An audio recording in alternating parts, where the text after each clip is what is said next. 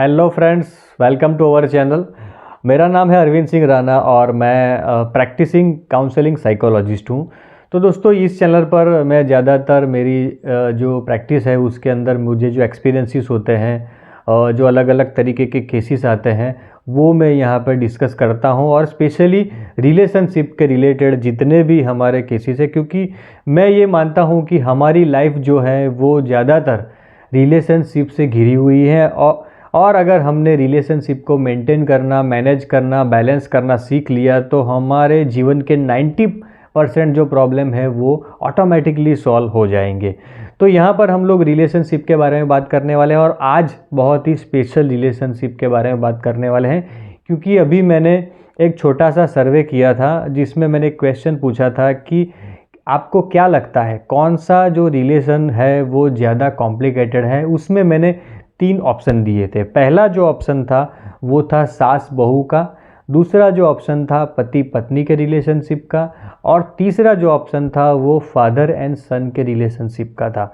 तो जानकर आपको हैरानी होगी और शायद आप इस चीज़ से एग्री भी करेंगे कि इसका आउटकम जो है वो है 76% जो लोग थे उन्होंने बताया कि सास बहू का जो रिलेशनशिप है वो ज़्यादा कॉम्प्लिकेटेड है एज़ कम्पेयर टू पति पत्नी और फादर एंड सन के रिलेशनशिप का। तो आप इस चीज़ से अंदाज़ा लगा सकते हैं कि हमारे समाज के अंदर, हमारे परिवारों में जो ज़्यादातर समस्याएं होती हैं उसमें एक बड़ा जो रोल होता है वो इस रिलेशनशिप का होता है। तो आज हम लोग इसी विषय पर बहुत ही डिटेल में डिस्कस करने वाले हैं, क्योंकि मुझे शॉर्ट में या जो शॉर्ट्स में या रील्स में जो बात करते हैं उसमें ऐसे टॉपिक डिस्कस करने की ज़्यादा प्रैक्टिस नहीं है। और मैं ये मानता हूँ कि ऐसे जो टॉपिक है वो थोड़े डिटेल में समझने चाहिए, ताकि हमारी लाइफ के अंदर हम लोग कुछ वैल्यू ऐड कर सके और प्रॉपरली वो चीज़ हैंडल कर सके। 30 सेकंड के अंदर मैं आपको कौन से क्विक हैक्स बता दूंगा कि उससे आपके रिलेशनशिप बेटर हो जाएंगे। ठीक है, आगे बढ़ते हैं। उससे पहले मैं आपको एक रिक्वेस्ट करूंगा कि हमारे चैनल को ज़रूर से सब्सक्राइब कर दीजिए, क्योंकि हमारे चैनल के ऊपर मैं रिलेशनशिप के ऐसे इंसाइट्स आपके साथ प्रेजेंट करूंगा कि आपके ज़्यादातर जो भी रिलेशनशिप है, आपके पति पत्नी के संबंध है, बॉयफ्रेंड गर्लफ्रेंड के संबंध है, माता पिता के साथ संबंध है, आप जहाँ पे काम कर रहे हैं वहाँ पे आपके कलीग्स जो हैं उनके साथ रिलेशन जो है, या कहीं कोई भी रिलेशनशिप हो, उसके जो बहुत ही एकदम इफ़ेक्टिव इंसाइट्स हैं जो आपके लाइफ में बहुत ही काम आएंगी, वो आपके साथ में रियल केस स्टडी के साथ में शेयर करने वाला हूँ। तो इस चैनल को ज़रूर से सब्सक्राइब करें और आपके दोस्तों के साथ भी इसे ज़रूर से शेयर करें। आते हैं हमारे मेन टॉपिक के ऊपर। कि उससे पहले ये बता दूं कि इस वीडियो के अंदर हम लोग बहू की जो रोल एंड रिस्पॉन्सिबिलिटीज़ है उसके ऊपर ही ज़्यादा अपना फोकस रखने वाले हैं, ना कि सास को क्या करना चाहिए, सास कैसी होनी चाहिए, उस एंगल पे हम लोग बात नहीं करने वाले हैं। ज़्यादातर जो बात होगी वो बहू की रोल एंड रिस्पॉन्सिबिलिटी के ऊपर ही बात होगी। तो आप उस एक्सपेक्टेशन में यहाँ पे बैठे हैं और वीडियो देख रहे हैं कि मैं कुछ ऐसा बताऊँगा कि जिससे कि आपकी सास बदल जाएगी, ऐसा पॉसिबल नहीं है। मैं एक ही आज पक्ष के बारे में बात करने वाला हूँ, क्योंकि मुझे ऐसा लगता है कि जो ज़्यादा पढ़ा लिखा है, जो ज़्यादा समझदार है, ऐसा खुद को मान रहा है, तो उसकी रिस्पॉन्सिबिलिटी ज़्यादा है रिलेशनशिप को बैलेंस करने की। तो कहीं ना कहीं हम लोग ऐसा ही समझते हैं कि हम नई जनरेशन के हैं, हम थोड़े मॉडर्न ख्यालात के हैं, हम जो पिछली जनरेशन है हमारी उससे ज़्यादा पढ़े लिखे हैं, तो हमारी रिस्पॉन्सिबिलिटी ज़्यादा है रिलेशनशिप को समझने की और सामने वाले को भी समझने की। सामने वाले का पर्सनालिटी, उसका कैरेक्टर प्रॉपरली समझ के हमको उसके साथ डील करना है। That is the right meaning of education. तो मेरी ये जो धारणा है या मान्यता है, मुझे लगता है आप भी उससे एग्री ज़रूर करेंगे। शुरुआत करते हैं कि इस रिलेशनशिप में प्रॉब्लम्स क्यों आते हैं। देखिए, कहीं ना कहीं मुझे ऐसा लगता है कि कोई एक व्यक्ति जो है वो 20-25 साल से इस घर में रह रहा है, ऑलरेडी सेटल है, ऑलरेडी वो घर के हर एक व्यक्ति को समझता है, घर की सिस्टम को समझ चुका है, और ज़्यादातर जो घर के डिसीजंस होते हैं उसमें भी उसका एक अहम किरदार है, बहुत ही स्ट्रॉन्ग रोल है उसका। और एक सुबह ऐसी होती है जहाँ पे एक दूसरी लेडी वो घर में एंटर होती है और उसका भी एक प्रॉपरली एक घर के अंदर एक स्थान होगा और उसका भी डिसीजन मेकिंग के अंदर इसका रोल होने वाला है। अब तक जो आपके ससुर या आपके पति अपनी सास के ऊपर उनके ऊपर डिपेंड थे, अब आपके पति आपके तरफ ज़्यादा ध्यान देंगे, आप घर में कुछ काम करेंगी ऐसा जिससे आपकी तारीफ़ भी हो सकती है, आपको सभी लोग अच्छा भी बोल सकते हैं, ऐसा भी हो सकता है। तो आप अपनी सास के एंगल से अगर सोचेंगी तो कहीं ना कहीं ये चीज़ें सारी डाइजेस्ट करना थोड़ा डिफ़िकल्ट होता है एज अ ह्यूमन। देखिए, इसके ऊपर बहुत बड़ी बड़ी बातें करना या फिलोसॉफी झाड़ना तो बहुत ही इजी है कि उनको समझना चाहिए, वो मैच्योर है, इतनी समझदार है, इनके लाइफ में इनके बहुत सारे एक्सपीरियंसेस उनके हुए हैं, तो उनको समझना चाहिए, ऐसे बिहेव नहीं करना चाहिए। ये सारी जो बातें हैं वो खाली फिलोसॉफी है, उसके अंदर कोई तथ्य नहीं है। देखिए, ह्यूमन नेचर जो है वो हमें प्रॉपरली समझना पड़ेगा और उसी हिसाब से हमको ऐसी सिचुएशन को हैंडल करना होगा। तो आप समझ चुके होंगे कि 20-25 साल से जो व्यक्ति सेटल है उसकी क्या मनोस्थिति होती होगी जब उसको लगे कि मेरा इम्पोर्टेंस थोड़ा कम होने वाला है या दूसरा जो है उसका इम्पोर्टेंस थोड़ा बढ़ने वाला है। तो ये सारी परिस्थिति का निर्माण होने की वजह से आपकी सास के अंदर कुछ ना कुछ चेंजेस आने वाले हैं और वो शायद थोड़े नेगेटिव भी हो सकते हैं। वो आपको समझना होगा कि क्यों आ रहे हैं। तो ऐसी चीज़ों के साथ कैसे डील करें? देखिए, सबसे पहले तो मैं ये बताऊंगा कि उनका ईगो हर्ट हो ऐसा कोई भी स्टेटमेंट या डायरेक्टली और इनडायरेक्टली हमें नहीं देना चाहिए।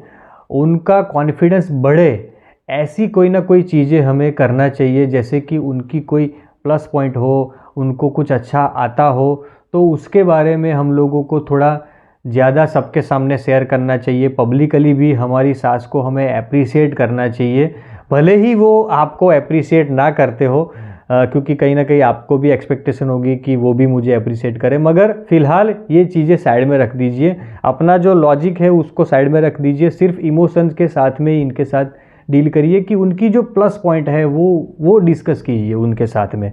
और हाँ, जब भी वो कुछ चीज़ के बारे में बोले वो आपको पसंद ना हो, आप नहीं करना चाहते हो, तो ऑन दी स्पॉट यानी तुरंत ही रिएक्ट ना करे, तुरंत ही उसका डिनाई ना करे, उसको मना ना करे।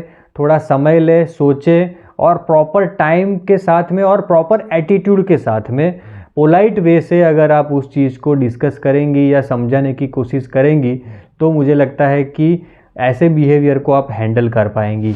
दो चीज़ें और आप गांठ बांध लीजिए कि आप सही हैं और आपकी सास गलत है। ये साबित करने की बिल्कुल कोशिश मत कीजिए किसी भी पॉइंट में, क्योंकि आप ये साबित करके अगर आप खुद सही साबित हो भी जाएं तो भी आपको ज़्यादा फ़ायदा होने वाला नहीं है। अल्टीमेटली आपको नुकसान ही होने वाला है।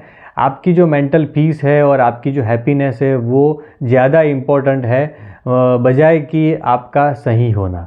और उसी के साथ में अगर आपकी सास आपके बारे में कोई भी नेगेटिव कमेंट करती है, किसी और को भी बताती है, तो उसे इग्नोर करना सीख लीजिए। जितना जल्दी आप ये चीज़ सीख जाएंगे उतना ही जल्दी ये आपकी सास का नेगेटिव कमेंट करना भी बंद हो जाएगा। अगर आप सही में अपने आपकी खुशी और अपने परिवार की खुशी चाहती हैं तो इसे इग्नोर करना शुरू कर दीजिए। आपको देखिए मैजिकल रिजल्ट्स मिलना शुरू हो जाएंगे, पर थोड़ा पेशेंस ज़रूरी है, थोड़ा समय देना, समय का इन्वेस्टमेंट करना बहुत ही ज़रूरी है। थोड़ा अच्छा लगे ऐसा बोलना, अगर क्लियरली आपको बताऊं तो थोड़े मस्के लगाने से, थोड़ी तारीफ़ कर लेने से या थोड़े चुप रहने से अगर आपको फ़ायदा मिलता हो तो क्या ये घाटे का सौदा है? मुझे तो लगता है ये काफ़ी फ़ायदे का सौदा है। अगर आपको इसके अंदर बेनिफिट मिल रहा है, फ़ायदा हो रहा है, आपको अच्छी लाइफ जीने को मिल रही है, आप शांत रह सकते हैं, आप अपनी जो प्रायोरिटी है उसके ऊपर फोकस कर रहे हैं, तो ये 3-4 चीज़ें अगर आप कर देंगे तो वो सारी चीज़ें हो जाएंगी जो आप चाहती है। मगर चुप ना रहना, आर्गुमेंट्स करना, उनको अच्छा ना लगे ऐसी ही चीज़ें करते रहना, उसकी वजह से आप भी परेशान हो रहे हैं, वो भी परेशान हो रही है और आपका पूरा परिवार भी परेशान हो रहा है।